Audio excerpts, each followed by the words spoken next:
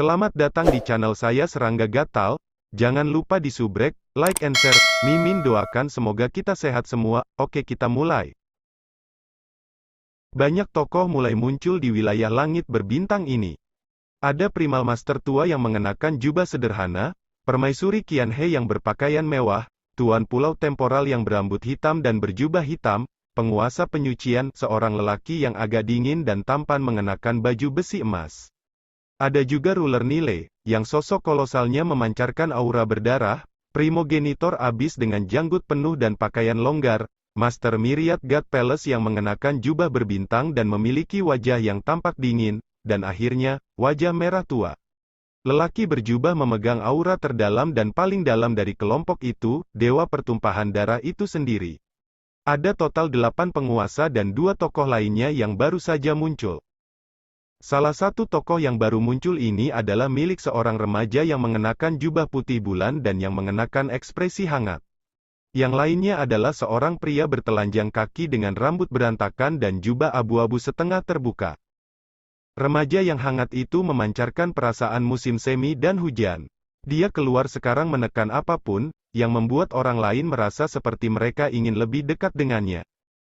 Pria bertelanjang kaki berjubah abu-abu itu memiliki ekspresi yang lembut, tetapi ia melepaskan perasaan alami seorang pemimpin, memberi setiap orang dorongan untuk ingin melayaninya.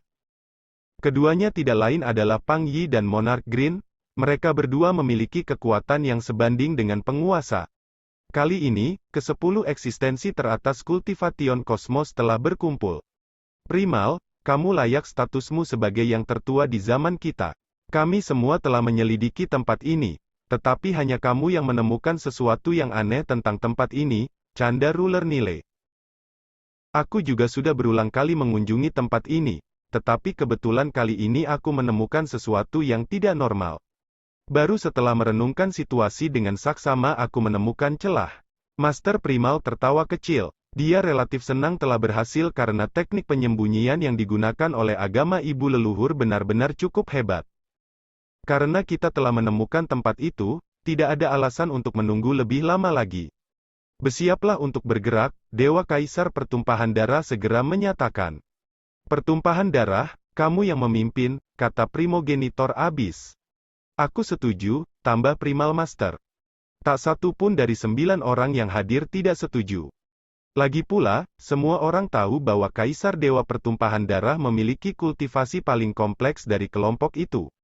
Dia menduduki peringkat pertama dalam hal susunan dan penyempurnaan.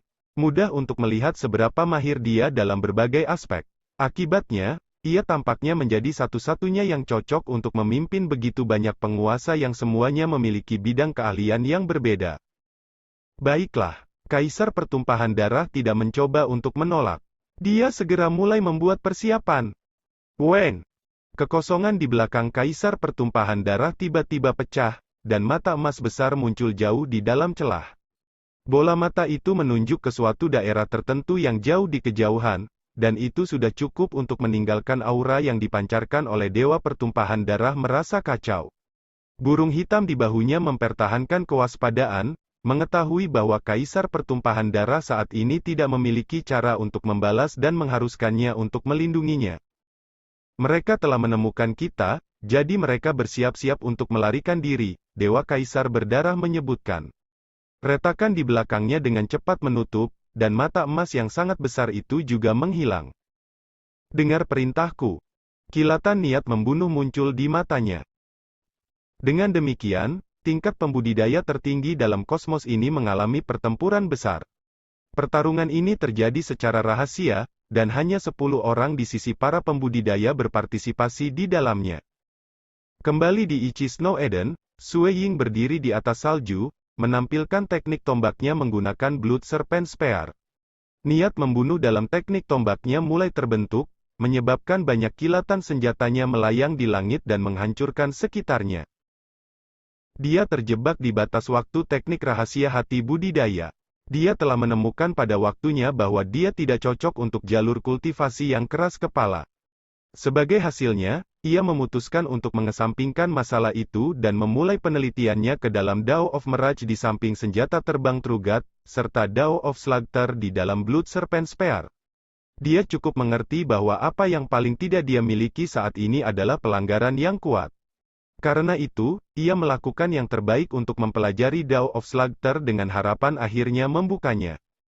Dia berharap untuk ini sejauh dia bahkan kadang-kadang merenungkan Blade Iblis sejak Dao dari pisau pembantaian juga merupakan salah satu aspek dari pembantaian.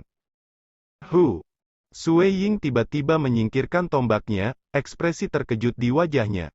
Apa, kakak Huo Cheng, apakah kamu yakin ini benar?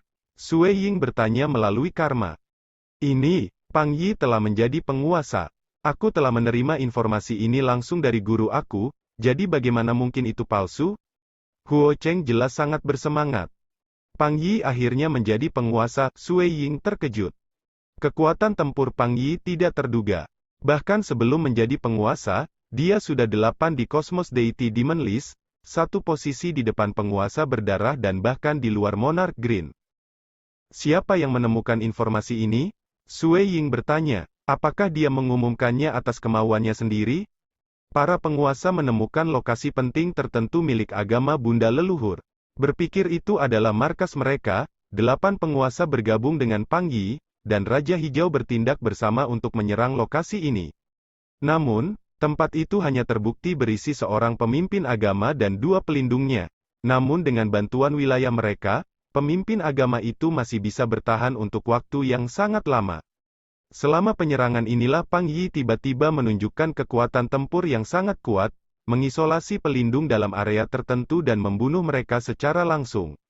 Ini mengarah ke lubang pembentukan di wilayah yang seharusnya ditahan oleh 2 pelindung itu, dan pemimpin agama dipaksa untuk menggunakan harta unik tertentu yang memungkinkannya menghilang, jelas Paragon Huo Cheng.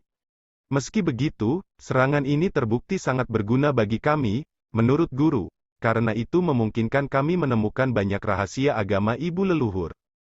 Sui Ying mengangguk.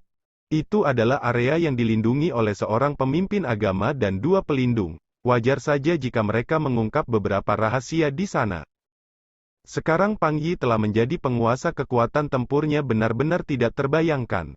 Selain itu, ia dapat memisahkan perlindungan berat dari lokasi penting itu dan membunuh 2 pelindung yang berada di dalamnya secara langsung, sesuatu yang bahkan tidak berhasil dilakukan oleh Kaisar Pertumpahan Darah dan yang lainnya, kata Paragon Huo Cheng. Tangguh, benar-benar terlalu tangguh. Aku pernah bertanya kepada guru aku sebelumnya, dan tampaknya kemampuan ini diduga diberikan oleh teknik kultivasi baru yang dibuat oleh Pang Yi sendiri. Petik 2. Memang tangguh, jawab Sui Ying. Setelah Paragon Huo Cheng memberitahunya tentang masalah ini, Kaisar Pertumpahan Darah sendiri segera menyebutkan hal yang sama kepada muridnya. Sui Ying, bagian dari peta bintang yang kamu berikan itu memang akurat. Kami telah menemukan lokasi penting milik agama ibu leluhur di sana, dan melalui arai yang melindungi tempat itu, kami dapat menyimpulkan bahwa seluruh wilayah adalah bagian dari susunan besar, bersama dengan 2 lokasi penting lainnya dan basis utama agama Bunda Leluhur. Arai itu sangat kuat dan stabil. Untungnya, Pang Yi dapat menampilkan teknik rahasianya dan membunuh semua cakar dan gigi di bawah pemimpin agama, meninggalkan lubang di belakang dalam operasi internal arai. Kami kemudian dapat mengandalkan kesempatan yang baru ditemukan ini untuk menghancurkan arai untuk selamanya dalam satu gerakan. Hahaha, karena daerah ini telah ditembus, 2 lokasi penting lainnya, serta pangkalan agama Bunda Leluhur, kehilangan perlindungan mereka. Menurut susunan ini, kami juga dapat menyimpulkan bahwa agama ibu leluhur pastinya terletak di lapangan bintang itu. Petik 2. Sui Ying bisa merasakan kegembiraan gurunya. Setelah Bloodset God Emperor juga selesai mengirimkan informasi ini ke. Dengan segera, Paragon yang sudah dikenalnya dan sejumlah besar keberadaan yang kuat mulai mengirimkan berita yang sama kepadanya. Bagaimanapun, kemunculan penguasa baru adalah masalah besar bagi seluruh kosmos. Itu pasti membuat gangguan yang cukup besar. Ketika kabar itu menyebar, banyak dewa dunia dan bahkan dewa biasa mulai mendengar tentang hal yang sama, penguasa baru telah muncul di dunia dewa, Pang Yi. Setengah tahun setelah Pang Yi menjadi penguasa, dia menerima murid baru, dan nama murid itu tidak lain adalah Hui Ming. Memang, dia adalah kakak murid tertua Sui Ying, Hui Ming. Sehari setelah Hui Ming berperan sebagai murid Pang Yi, hula balo yang cukup besar tersebar di seluruh dunia dewa dan abis kegelapan. Alasan untuk ini adalah bahwa Hu Yiming benar-benar melampaui untuk menjadi keberadaan yang kuat. Dia, seseorang yang dengan sungguh-sungguh menyebarkan agamanya dan menyebabkan garis-garis karma yang tak terhitung jumlahnya melilit di sekelilingnya sebagai dewa dunia tingkat 4, benar-benar telah berubah menjadi keberadaan yang kuat satu hari setelah Pang Yi mengambilnya sebagai seorang siswa. Hal ini menimbulkan rumor yang tak terhitung jumlahnya. Baik mereka penguasa atau dewa dunia, semua orang merasa pusing. Dia adalah seseorang yang menjadi dewa dunia tahap 4 dengan mengandalkan menyerap energi kepercayaan, yang seharusnya berarti hampir pasti dia tidak bisa melampaui. Tapi sehari setelah menerima Pang Yi sebagai gurunya, Hu Yiming menerobos. Semua orang bisa menebak bahwa ini harus terkait dengan penguasa yang baru muncul, Pang Yi. Bahkan Pang Yi sendiri mengakui bahwa meskipun ada banyak benang karma yang menjerat seseorang yang menggunakan teknik kultivasinya akan dapat melampaui. Dengan demikian, seluruh dunia berada dalam keadaan kegembiraan yang tak terkendali. Sejumlah besar dewa dunia tahap 4 berharap menjadi murid Pang Yi, dan bahkan beberapa penguasa meminta Pang Yi untuk membantu mereka. Bahkan dewa pertumpahan darah kaisar sendiri telah bertanya kepadanya, apakah mungkin bagi Sueying atau Gunung Bambu untuk menerobos dengan mengandalkan teknik ini? Mereka telah membuka jalan dao mereka, jadi tidak ada yang bisa aku lakukan untuk membantu mereka, jawab Pang Yi secara langsung. Sueying sendiri memikirkan cara memberi istrinya, Jing Qiyu, kesempatan untuk bergabung dengan sekte Pang Yi. Ada terlalu banyak ahli yang ingin mencari bimbingannya karena semua orang berharap suatu hari akan melampaui seperti Hu Yiming. Lagi pula, jika itu berarti melampaui, sebagian besar dewa dunia tahap 4 tidak akan keberatan berapapun harga yang harus mereka bayar, dan Pang Yi sendiri sangat sadar akan hal ini. Ada kesempatan bagimu untuk menjadi muridku. Datang dan dengarkan 3 hari ajaran aku tentang Dao. Jika kamu bisa memahaminya, kamu bisa tetap di sini. Kalau tidak, aku harus meminta kamu untuk pergi. Pang Yi langsung menyiarkan kata-kata ini. Namun, aku merasa berkewajiban untuk mengingatkan kamu semua bahwa Hu Yiming adalah satu-satunya yang berhasil mengembangkan teknik aku sejauh ini.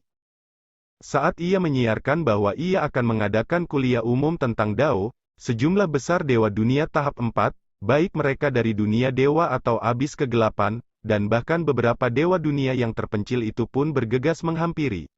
Bahkan beberapa ahli yang lebih lemah, seperti tahap ketiga dan tahap kedua dewa dunia telah tiba. Paragon tidak dikecualikan dari pertemuan ini, dan bahkan penguasa mengirim avatar atau avatar dewa sejati. Sueying sendiri juga mengirim avatar dewa dunia untuk mendengarkan ceramah. Namun, begitu dia mendengar isinya, Sueying segera menjadi linglung. Teknik kultivasi Pang Yi membutuhkan penyebaran agama seseorang dan menggunakan akumulasi keyakinan dalam kultivasi, namun sebenarnya mencapai kesuksesan menggunakan teknik ini benar-benar sulit. Selama pertemuan ini, meskipun ada begitu banyak dewa dunia yang hadir, termasuk tahap kedua dan tahap ketiga dewa dunia, tidak ada yang berhasil. Lagi pula, ada sejumlah besar orang yang mirip dengan Sueying dalam hal mereka bahkan tidak pernah menyerap energi iman. Bagi orang-orang seperti mereka, bahkan lebih mustahil untuk berhasil. Gelombang yang diciptakan oleh kultivasi Pang Yi secara bertahap menyebar, memungkinkan semua orang untuk sekali lagi mengkonfirmasi bahwa melampaui itu tidak mudah. 1 tahun setelah Pang Yi menjadi penguasa paling kuno di kosmos, Master Primal, akhirnya mengedit dan merilis revisi terbaru dari daftar iblis dewa iblisnya, dan menyebarkannya ke setiap ahli yang terdaftar di dalamnya. Secara alami, Sueying juga menerima salinan. Ben sudah lama sejak aku terakhir mencoba mengembangkan teknik hati rahasia kultivasi. Sekarang setelah aku membuka Dao of Slugter, aku harus mencobanya lagi, pikir Sueying. Karena setiap upaya untuk mencapai batas waktu teknik rahasia hati budidaya memerlukan waktu beberapa ribu tahun, itu akan memengaruhi dunia jantungnya. Karena itu, ia biasanya memisahkan setiap sesi pelatihan dengan periode waktu. Namun, lebih dari 8 juta tahun, ia benar-benar mencobanya terlalu banyak. Sekarang setelah dia berhasil membuka Dao of Slugter, Sueying sekali lagi dipenuhi semangat juang, dan dia segera mencobanya lagi setelah duduk. Kepingan salju mulai jatuh di tubuhnya, ke titik di mana seluruh sosoknya tampak membeku. Perlahan-lahan, Sui Ying berubah menjadi manusia salju yang sebenarnya. Batas waktu melibatkan menjalani kehidupan demi kehidupan tanpa harus memilih perannya. Sebaliknya, ia hanya akan menjadi protagonis dalam kehidupan orang lain. Beberapa dari kehidupan ini dipenuhi dengan kegelapan dan kegilaan, yang lain dengan kebebasan dan kemudahan, kelicikan dan kebiadaban, atau bahkan tirani dan dominasi. Sui Ying belum pernah mengalami begitu banyak hal tak terduga selama hidupnya sebagai seorang kultivator sejauh ini, namun sekarang ia bisa melakukan jadi dalam batas waktu. Salah satu inkarnasinya sebenarnya memiliki watak yang mirip dengan wataknya sendiri. Perasaan menyimpang seperti itu berulang kali mempengaruhi semangat Sui Ying. Bahkan Paragon akan memiliki waktu yang sangat sulit mencoba untuk menstabilkan wilayah hati mereka di batas waktu. Kehidupan ke-9, Sui Ying mulai mengalami kehidupan ke-9 di tubuh orang lain. Belum pernah sebelumnya dia berhasil memasuki kehidupan ke-9 sebelum ini. Peran ke-9 adalah peran yang sederhana dan jujur. Sebelum dia menginjak usia 25, dia menjalani kehidupan manusia biasa yang hanya pernah ke kota-kota besar beberapa kali. Tetapi begitu dia mencapai ulang tahun ke-25, dia membangunkan garis keturunan Dewa Dunia dalam dirinya untuk secara langsung menjadi transenden. Sepanjang masa lalunya, dia sama sekali tidak cukup berpengalaman, dan begitu dia menjadi seorang transenden dan organisasi dari mana-mana mulai mengikatnya, dia akhirnya menjadi mabuk dengan beberapa wanita, yakin bahwa masing-masing dari mereka adalah cinta sejatinya. Namun, seiring waktu, ia dieksploitasi oleh mereka berkali-kali dan akhirnya bahkan dipenjara oleh penyihir demigod yang memperlakukannya sebagai subjek percobaan. Hanya ketika dia menemukan dirinya di penjara dia mendapatkan pemahaman yang nyata tentang nasibnya. Namun dia tidak berani percaya bahwa 3 wanita yang paling dia cintai telah menipu dia selama itu. Eksperimen yang dilakukan oleh Mage melibatkan penyiksaan, dan selama proses inilah subjek eksperimen yang berbeda terkunci di penjara yang sama. Seorang wanita yang sangat jelek mulai berbicara dengannya. Selalu dipisahkan oleh dinding, dia tanpa sadar menjadi menyukai wanita jelek ini. Dia merasa bahwa dia adalah satu-satunya orang dalam hidupnya yang jujur kepadanya. Akhirnya, selama percobaan suatu hari, wanita itu meninggal. Dia merasa mati lemas, gila. Guntur menggelegar di langit hari itu dan wilayah seluas 5.000 km di sekeliling tempat itu berubah menjadi reruntuhan. Penyihir demigod yang memenjarakannya telah mati seketika dalam musibah. Sejak saat itu, ia menjalani hidupnya sebagai orang gila, perilakunya buruk. Dia juga sangat kuat, dan bahkan bisa menandingi dewa sebagai transenden belaka. Pada akhirnya, kekuatan tempurnya mulai tumbuh terus-menerus tanpa akhir yang terlihat Dewa Dunia tahap 1, tahap 2. Semua sambil bertindak seperti orang gila. Kadang-kadang, dia akan jatuh cinta dengan seorang wanita fana, di waktu lain dia akan merencanakan melawan musuh-musuhnya dan memainkan mereka sampai mati, dan kadang-kadang dia hanya akan dengan kejam membunuh siapa saja yang berdiri di jalannya. Karakternya dipenuhi dengan segala macam variasi. Setelah menjadi Dewa Dunia tahap 4 dan kemudian melampaui untuk menjadi eksistensi yang kuat, ia menghidupkan kembali wanita itu. Sebuah periode tenang diikuti, dan wanita itu akhirnya menjadi dewa biasa, sebelum mati begitu umurnya mengering, diikuti oleh hancurnya hati dewa sejatinya. Dia menjadi lebih jahat setelah titik itu, membuka Dao of Hukuman Guntur, pertama menjadi Paragon, kemudian bahkan penguasa. Kehidupan ini berlangsung total 50 miliar tahun. Selama kehidupan ini, suasana hati Sui Ying akan berubah sesuai dengan temperamen aneh protagonis. Dia segera menyadari bahwa dirinya perlahan berubah menjadi orang gila, tetapi dia masih berhasil menolak perubahan ini. Selama 50 miliar tahun terakhir hidupnya, kehidupan eksistensi yang kuat, Paragon, dan bahkan seorang penguasa, Sui Ying berhasil mencapai penyempurnaan yang lebih dalam lagi dari wilayah hatinya. Batas waktu berakhir, tetapi kali ini, itu adalah kesimpulan biasa, kesimpulan dari pelatihannya. Manusia salju tebal yang tetap duduk di puncak gunung begitu lama mulai bergerak secara bertahap. Salju mulai jatuh, memperlihatkan lapisan es di bawahnya. Segera, retakan mulai muncul di es ini, diikuti oleh suara "Papa", dan akhirnya, Sui Ying, yang duduk bersila terbungkus es, mulai membuka matanya. Ada kekuatan di dalam diri mereka yang bisa membekukan siapapun yang melihatnya. Ruang itu sendiri di depannya ditembus dan menunjukkan tanda-tanda retak. Apakah ini hasil dari mengultivasi hatiku ke tingkat yang lebih dalam? Sui Ying bergumam pada dirinya sendiri. Pada saat yang sama, ia sedang menyelidiki hati dewa sejatinya. Dalam kesadarannya, Sui Ying seukuran anak masih duduk bersila. Dia memiliki penampilan kaca berwarna. Meskipun dengan sepasang mata yang sangat terang sehingga orang tidak akan dapat melihat langsung ke dalamnya. Tepi yang tajam mulai muncul di seluruh jantung dewa sejati ini. Di masa lalu, hati dewa sejatinya selalu agak biasa, tapi sekarang itu seperti bilah pedang. Tekad jiwanya sebenarnya bisa memancarkan ketajaman yang nyata. Jadi ini adalah hasil dari keberhasilan dalam membudidayakan teknik rahasia hati budidaya? Sui Ying berdiri. Sekarang aku telah berhasil dalam ketiga teknik rahasia. Waktu untuk berkunjung ke Cultivating Heart Palace. Petik 1. Sou. Dia segera melayang ke langit, dan tubuhnya berubah ilusi segera sesudahnya. Sou. Dia mulai bergerak menuju tujuannya dengan cara berteleportasi. Menggunakan token perintah 3 istana iblis, Sui Ying memasuki Cultivating Heart Palace sekali lagi. Ini adalah aula istana yang sama tertutup salju seperti sebelumnya. Di dalam aula istana kuno, pria tua berambut putih itu muncul sekali lagi. Dia mendongak ke arah Sui Ying, matanya menyipit. Kamu kembali, apakah kamu berhasil? Petik 2.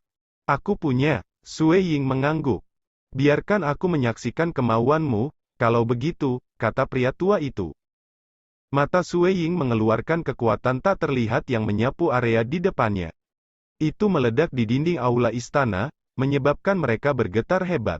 Ini adalah Cultivating Heart Palace, wilayah yang ditinggalkan oleh iblis leluhur, telah menyebabkan dinding tempat seperti itu bergetar, mudah untuk melihat betapa kuatnya dia. Banyak eksistensi kuat hanya bisa melakukannya dengan menggunakan seluruh kekuatan mereka. Hati seperti pisau. Kamu memang berhasil. Tahap 4 Dewa Dunia yang membuka dao mereka bukanlah tugas yang mudah, tetapi bagimu untuk berhasil dalam teknik hati rahasia kultivasi. Pria tua berambut putih itu sedikit terkejut. Dan kamu bahkan seorang prajurit legiun penghancuran di atas itu. Hati seperti pisau? Sui Ying merasa bingung. Budidaya hati dibagi menjadi 3 batas sebagai berikut, hati seperti kaca berwarna, hati sebagai pisau, dan hati dunia. Pria tua itu menjelaskan secara langsung. Sui Ying langsung menghafal kata-kata ini. Hati seperti kaca berwarna, hati seperti pisau, dan hati dunia. Bagaimana dengan batas ketiga, yang kamu sebut jantung dunia? Sui Ying tidak bisa tidak bertanya. Tidak ada alasan untuk mempertimbangkannya. Sepanjang banyak zaman kosmos sejauh ini, tidak banyak penguasa yang pernah mencapai ranah ini. Dari pemahaman aku, hanya Master Pulau Heart Lake dan Iblis Leluhur yang pernah mencapai ranah ini, satu demi satu. Ketika kultivasi jantung mencapai tingkat ini, seseorang dapat dengan mudah membunuh penguasa dengan kekuatan mereka sendiri, pria tua itu menjelaskan. Tapi itu terlalu sulit, melintasi banyak zaman kosmos, sebenarnya ada beberapa penguasa yang berjalan di langkah terakhir itu, tetapi hanya 2 yang pernah mencapai batas ketiga dari wilayah hati. Dengan demikian, bocah dari Destruction Legion, kamu harus menjadi penguasa sebelum pantas disebut. Jangan berpikir terlalu jauh ke depan. Petik 2. Membunuh penguasa menggunakan tekad seseorang? Sui Ying terdiam. Mudah dilihat dari seberapa banyak guru Pulau Jantung Danau dan Iblis Leluhur melampaui semua yang lain di banyak zaman. Kamu telah berhasil dalam ketiga teknik rahasia, dan dengan demikian kamu akan menerima warisan yang ditinggalkan oleh Iblis Leluhur. Pria tua itu melambaikan tangannya, menyebabkan gelembung besar muncul. Mengambil langkah, dia memasuki gelembung dan berkata, ikuti aku. Sui Ying dengan patuh masuk. Hua! Gelembung itu pecah, dan mereka berdua hancur bersamanya, yang langsung diteleportasi melalui kekosongan. Segera, ruang itu sendiri mulai bergeser. Ada satu wilayah kecil tanah di tengah-tengah kekacauan primal, dan seluruh wilayah hanya berisi satu struktur, sebuah pagoda. Sekian dulu updateannya, tunggu lanjutannya di channel saya Serangga Gatal, di subscribe ya guys. Terima kasih.